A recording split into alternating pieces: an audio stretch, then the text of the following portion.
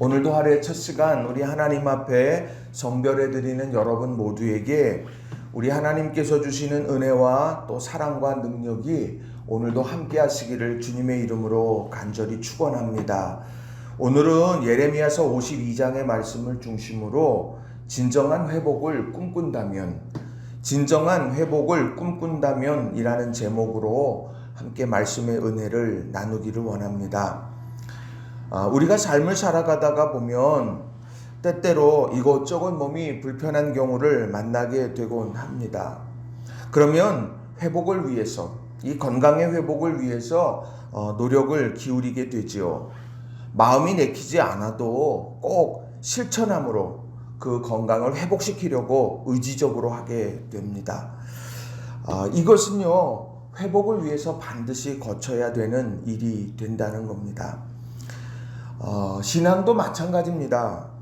우리가 세상에 두 발을 딛고 서 있기 때문에 세상의 여러 상황 속에서 또 세상의 여러 파고 속에서 우리의 신앙이 흔들리거나 파산하게 될 때가 있습니다.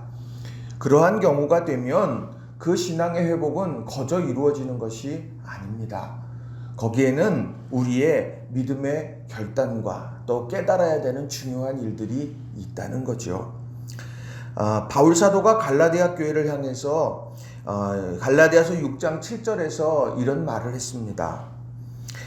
스스로 속이지 말라. 하나님은 업신여김을 받지 아니하시나니 사람이 무엇으로 심든지 그대로 거두리라. 오늘 이 말씀은 신앙의 회복을 위해서 굉장히 중요한 말씀입니다. 자, 이 갈라디아서 6장 7절의 말씀을 세번역으로 보면 이렇게 또 말씀을 해요. 자기를 속이지 마십시오. 하나님은 조롱을 받으실 분이 아니십니다. 사람은 무엇을 심든지 심은 대로 거둘 것입니다. 오늘 내가 신앙의 회복을 위해서 또 신앙의 성장을 위해서 내가 오늘 무엇을 심는지 그것이 정말 중요합니다. 그런데 그렇게 열심을 다해서 심는 사람의 마음속에 있어야 되는 분명한 깨달음과 신앙의 고백은 하나님은 조롱받으실 분이 아닙니다. 하나님께서는 오늘 내가 심는 그것을 하나님은 거두게 하실 것입니다. 라고 하는 이 신앙의 고백이 필요한 하나님에 대해서 바로 알아야 되는 거예요. 하나님은 신실하신 분입니다. 하나님은요, 오늘 내가 이 회복을 위해서 애쓰고 수고하는 것, 그리고 내가 하나님이 기뻐하시는 일을 위해서 내가 오늘 애쓰고 힘쓰는 것, 하나님은 그것을 반드시 싹이 나고 줄기가 돋고 아름다운 열매를 맺게 하시는 신실하신 분이다. 이것을 가슴에 깊이 새기고 오늘 심으며 살아가라 말하고 있는 겁니다. 다시 말하면 회복을 위해서, 결실을 위해서는 오늘 내가 내딛는 그 한 걸음 한 걸음에 의미를 두고 살아가야 된다라고 하는 거예요. 오늘 예레미야서 마지막 장인 이 52장에 바로 그런 중요한 의미 있는 발걸음을 우리들이 가지며 어떻게 살아가야 될지에 대해서 중요한 가르침을 우리에게 주고 있다는 거예요. 저는 그래서 오늘 두 가지로 여러분들과 그것을 살펴보고 싶습니다. 자, 첫 번째로는요, 지금 내가 누구를 본받고 있는지를 주의 깊게 보아야 한다는 겁니다. 지금 내가 누구를 본받고 있는지를 주의 깊게 보아야 한다는 거예요. 오늘 본문의 말씀은 아픔의 역사입니다.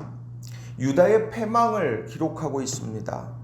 그 마지막을 경험했던 왕에 대해서 소개하는데 그 사람의 이름이 시드기야입니다. 이 시드기야 왕이 바벨론 왕을 배반하게 됐죠. 그랬더니 바벨론 왕이 군대를 보내서 예루살렘을 포위해버렸습니다. 강력한 압박을 한 것이죠. 자, 그것이 얼마 동안 그렇게 되어졌느냐면 자그만치 18개월 동안 예루살렘이 포위되어지고 압박되어졌다고 그렇게 이야기를 합니다.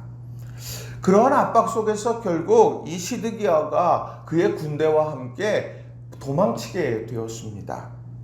아마 새로운 전기를 마련하고픈 생각이었을 것입니다. 그가 도망쳤는데 결과가 어떻느냐? 오늘 52장 8절에 보면 이렇게 말을 해요. 갈대아 군대가 그 왕을 뒤쫓아가서 여리고 평지에서 시드기야를 따라잡음에 왕의 모든 군대가 그를 떠나 흩어진지라. 오늘 그 갈대아 군대가 시드기야를 따라잡았습니다. 그리고 그를 도왔던 모든 군대는 다 흩어져 버리게 되었습니다. 그 잡힌 시드기야 왕을 데리고 바벨론 왕 앞으로 갔죠. 그리고는 그 시드기야가 보는 앞에서 그의 아들들이 죽임을 당하고, 그리고 그를 따랐던 고관들이 다 죽는 것을 시드기야가 목도하게 됩니다. 얼마나 고통스러웠을까요? 그리고는 바벨론 왕은 시드기야 왕의 두 눈을 뽑고, 그리고는 놋사슬로 그를 결박해서 바벨론으로 끌고 갔고, 그가 죽는 날까지 옥에 갇히게 되는 그런 아픔을 오늘 기록하고 있다는 겁니다. 이런 아픔의 역사 참으로 힘듭니다. 읽는 것만으로도 참으로 안타깝습니다. 그런데 중요한 건 그런 역사 속에서 우리에게 주는 분명한 교훈의 메시지가 있다라고 하는 것입니다. 그 교훈의 메시지가 무엇일까? 저는 2절에서 그걸 찾습니다. 2절의 말씀을 보면 이렇게 기록하죠. 그가 여호야김의 모든 행위를 본받아 여호와 보시기에 악을 행한지라. 그가 시드기야 왕이 왕 위에서 자신이 이제 뜻을 펼치고 나라와 민족을 위해서 해 가야 될 때 그는 여호야김을 모델로 삼았다라고 하는 거예요. 그 단추가 잘못되어졌던 겁니다. 자, 이 여호야김이라고 하는 이 사람의 행위가 그렇다면 어떠했겠느냐라는 거예요. 예레미야 26장 그리고 예레미야 36장에 여호야김의 행위에 대한 이야기가 쭉 소개되고 있는데, 예레미야 26장 20절과 21절에 나오는 말씀을 보면 이렇게 기록을 해요. 또 여호와의 이름으로 예언한 사람이 있었는데 곧 기럇 여아림 스마야의 아들 우리야라. 그가 예레미야의 모든 말과 같이 이 성과 이 땅을 경고하여 예언하매 여호야김 왕과 그의 모든 용사와 모든 고관이 그의 말을 듣고서 왕이 그를 죽이려 하매 우리야가 그 말을 듣고 두려워 애굽으로 도망하여 간지라. 오늘 우리야라고 하는 이 예언자가 그 예루살렘 성과 그리고 유다 땅의 모든 사람들을 향하여서 경고하면서 예언했습니다. 그런데 그 예언 앞에 참회하며 회개하며 돌이키며 점검하며 이렇게 했어야 하는데 여호야김 왕이 어떻게 했느냐? 그 말을 듣고서는 왕이 그를 죽이려 했다. 성경은 그렇게 말합니다. 하나님의 말씀이 선포되어지고 뜻이 전해지게 될 때 그것을 막아서려고 했던 사람이 여호야김입니다. 그런데 예레미야 36장으로 가게 되면 거기에는 한층 더 악한 여호야김의 모습을 보게 됩니다. 자, 예레미야서 36장 23절과 24절에 보면 이렇게 기록을 하고 있습니다. 제가 읽어드리겠습니다. 여후디가 서너 쪽을 낭독하면 왕이 칼로 그것을 연하여 베어 화롯불에 던져서 두루마리를 모두 태웠더라. 왕과 그의 신하들이 이 모든 말을 듣고도 두려워하거나 자기들의 옷을 찢지 아니하였고. 자, 오늘 이 말씀은 어떤 이야기냐? 예레미야가 바룩에게 하나님께서 자기에게 주신 말씀들을 다 기록하도록 했습니다. 그래서 그 기록되어진 말씀을 이제 선포하면서 나라가 하나님 앞에서 다시 한번 바로 서고 하나님의 뜻 앞에 마음 모으기를 기대하면서 백성들 앞에서 이제 낭독하려고 했던 책이 있었습니다. 그것을 왕에게 보여주었습니다. 근데 왕이 그것을 하나하나 이제 듣게 되면서 읽어. 그리고 이제 듣게 되면서 하나하나 들을 때마다 한 장 한 장 칼로 그것을 착 베어버리고는 자기 앞에 자신을 따뜻하게 하는 화롯불에다가 그것을 하나하나 태워버렸다라고 하는 거예요. 왕과 그의 신하들이 이런 모든 상황들 앞에서 옷도 찢지 아니하고 정말 하나님의 말씀을 완전히 부정하게 되는 악행을 저지르게 됐다는 겁니다. 오늘 우리의 삶 속에 바로 이런 여호야김의 모습이 있으면 안 돼요. 하나님의 말씀을 우리가 날마다 듣는 이유는 다른 것이 아닙니다. 아이고 좋은 말씀이구나. 아이고 좋은 이야기야. 단순히 그게 아니라 그 말씀이 내 삶에 끊임없이 작동해야 되는 것, 이게 중요한 건데, 여호야김은 그 하나님의 말씀, 또 하나님께서 보내신 예언자의 그런 모든 소명의 일들, 그것에 대해서 철저하게 부정한 사람이에요. 오늘 듣지 않는 사람이죠. 오늘 그런 사람을 시드기야는 그를 모델을 삼아서 그가 왕위에서 뜻을 펼쳐가게 되어졌다라고 하는 거예요. 누구를 본받느냐라고 하는 것, 이것은 참 중요합니다. 이스라엘의 역사 속에 참 훌륭한 왕들이 많지 않습니까? 그 다윗 왕도 있고 히스기야 왕도 있고 요시야 왕도 있고 참 많이 있습니다. 그 훌륭한 왕들이 많은데 하필 여호야김 왕을 본받았다. 그것이 참 마음에 안타깝습니다. 오늘 그런 가운데에서 오늘 우리 자신을 돌아보게 됩니다. 우리가 어떤 사람을 좋아해요. 본받고 싶어 해요. 그러면 그의 말투, 그가 입는 옷, 그가 생각하는 사고의 체계, 이 모든 것을 다 그대로 복제하려고 하는 경우들이 참 많이 있다라고 하는 겁니다. 오늘 우리의 신앙생활에 성공적인 신앙생활을 하려면 우리는 분명하게 닮아가야 되는 사람들, 그걸 바로 세워야 한다라고 하는 겁니다. 성경 속에서 또 교회 공동체 속에서 또 인류의 역사 속에서 우리들이 본받기를 원하는 사람, 내 가슴에 품고 있는 사람이 누굴까? 우리가 그것을 신중하게 점검해야 된다라고 하는 것입니다. 그게 바로 오늘 내일의 모습을 결정하는 오늘의 선택이 되기 때문이라고 하는 거예요. 말씀을 준비하면서 한 책, 오스카 와일드의 지옥의 단편이라고 하는 책에 나오는 이야기를 접하게 됐어요. 그 내용은 이렇습니다. 예수님이 길을 가시던 중에 한 주정꾼을 만났습니다. 당신은 절름발이었던 나를 고쳐주셨죠? 그 후에 내가 여러 직업을 구해보았으나 동량만큼 좋은 직업은 하나도 없었습니다. 이제는 다리가 성하니 동량도 할 수 없어 돈이 생기면 술만 마시게 되었습니다. 조금 더 길을 가다가 예수님께서 눈을 뜨게 해주셨던 소경을 만났습니다. 그는 포악한 모습으로 사람들을 사정없이 때리고 있었습니다. 당신은 내 눈을 뜨게 해주었는데 눈을 떠서 무엇을 보라는 것입니까? 보이는 것은 모두 신경을 자극하고 화만 나게 하는 것뿐입니다. 결국 나는 화풀이를 하려고 깡패 생활을 하게 되었습니다. 예수님이 고쳐주신 병자들, 그들이 지금 과연 어떻게 살고 있는지를 풍자적으로 상상력으로 쓴 그런 이야기들입니다. 지옥의 단편이지요. 자, 그런데 중요한 건 왜 이들이 이랬을까? 그저 그냥 상상력으로 쓴 이야기, 그냥 그렇게 볼 수도 있겠지만 저는 이 이야기들을 보면서 지옥의 단편, 은혜를 경험했는데 왜 지옥의 단편을 쓰게 될까? 왜 은혜를 경험했다는 사람들이 반신앙적인 삶들을 행하면서 그렇게 살아갈까? 그런 생각을 해보게 돼요.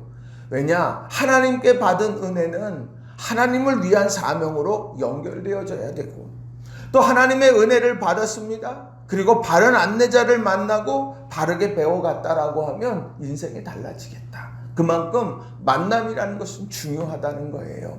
여러분, 오늘 내가 누구를 가슴에 품고 있는지 우리 그걸 주의 깊게 생각하시고, 그리고 내가 그 안내자와의 만남을 위해서 기도하고 내가 그 안내자와 함께 더불어서 믿음의 길들을 이루어가는가를 돌아보는 저와 여러분이 되시길 주님의 이름으로 축원합니다. 자, 두 번째로는요, 심판 넘어 미래의 소망을 바라보며 살아가야 한다는 겁니다. 심판 넘어 미래의 소망을 바라보며 살아가야 된다라는 거예요. 바벨론의 심판은 철저했습니다. 먼저는 신앙의 중심이고 또 삶의 회복의 중요한 토대가 되어지는 거처를 무너뜨렸죠. 13절을 보시면 여호와의 성전과 왕궁을 불사르고 예루살렘의 모든 집과 고관들의 집까지 불살랐으며, 성전과 왕궁과 집을 다 불살라버렸습니다. 토대를 다 무너뜨리는 거예요. 또요, 외부의 침입을 막아내는 성벽도 부수었습니다. 14절, 사령관을 따르는 갈대아 사람의 모든 군대가 예루살렘 사면 성벽을 헐었더라. 성벽을 헐어버리게 되면 다른 외부의 적들이 쳐들어오게 될 때 그들은 무방비 상태가 될 수밖에 없습니다. 어떤 저항도 할 수 없어요. 그런데 그 성벽도 무너뜨렸습니다. 그리고 17절 이하에 보면 성전의 중요한 기구들을 모두 다 가져가 버렸습니다. 성전의 높기둥과 받침과 노수로 된 모든 것들을 다 가져가 버리고 보물들 다 가져가 버렸습니다. 모든 이 기구들이 사라져 버려요. 예배가 완전히 마비되는 것입니다. 예배를 통해 하나님의 능력을 경험하고 또 예배 가운데에서 사람들이 하나가 되어지면서 하나님의 나라를 회복해가는 것인데 그 예배가 마비되게 됩니다.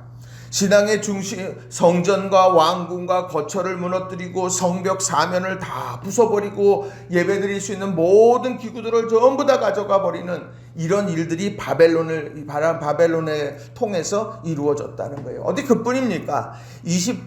오늘 예레미야서 52장 28절부터 30절에 보면 바벨론으로 유다 사람들을 끌고 간 3차례 동안 끌어갔던 일들, 포로로 잡아갔던 내용들을 아주 자세하게 소개를 하고 있어요. 제가 좀 읽어드립니다. 느부갓네살이 사로잡아간 백성은 이러하니라. 제7년에 유다인이 3023명이요 느부갓네살의 18째 해에 예루살렘에서 사로잡아간 자가 832명이요 느부갓네살의 제23년에 사령관 느부사라단이 사로잡아간 유다 사람이 745명이니 그 총수가 4600명이더라. 4600명이나 되는 사람들을 바벨론으로 끌고 가버렸다는 거예요. 어디에 소망을 둘 수 있겠습니까? 이런 여러 가지 일들이 동시다발적으로 또 그것이 바벨론이 득세하면 득세할수록 그런 일들이 계속해서 이루어지고 있는데 이것을 바라보면서 어떤 소망을 품을 수 있겠습니까? 오늘 이러한 상황 속에서 어떠한 자력으로도 할 수 없는 그런 상황에 놓여진 것이 바로 유다의 모습이었다는 것입니다. 그런데 중요한 건 예레미야의 마지막 이 52장은 그 심판, 아픔의 역사로 끝나지 않더라는 거예요. 마지막에 바로 하나님의 은혜에 대한 그런 소개를 하면서 마무리를 하고 있다는 겁니다. 그것이 무엇을 의미하고 있을까요? 심판이 끝이 아니라는 거예요. 하나님의 은혜가 있다는 것입니다. 그 은혜의 내용, 그 주인공은 누구냐면 여호야긴 왕이었다는 거예요. 느부갓네살이 그를 잡아갔죠. 그리고는 시드기야 왕을 세운 거예요. 그래서 3개월밖에 통치하지 못한 비운의 왕이 여호야긴 왕입니다. 그런데 그가 37년 동안 바벨론에 억류되어져 있던 가운데 그가 생각지도 않은 때에 은혜의 역사가 일어나기 시작했습니다. 그러한 내용들이 52장 31절부터 34절에 이렇게 기록을 합니다. 유다 왕 여호야긴이 포로로 잡혀간 지 37해가 되는 해 곧 바벨로니아 왕 에윌 무로닥이 왕위에 오른 그해 12째 달 25일에 그가 유다 왕 여호야긴에게 특사를 베풀어서 그를 옥에서 석방하였다. 그는 여호야긴에게 친절하게 대접하여 주면서 그와 함께 바벨로니아에 있는 다른 왕들의 자리보다 더 높은 자리를 그에게 주었다.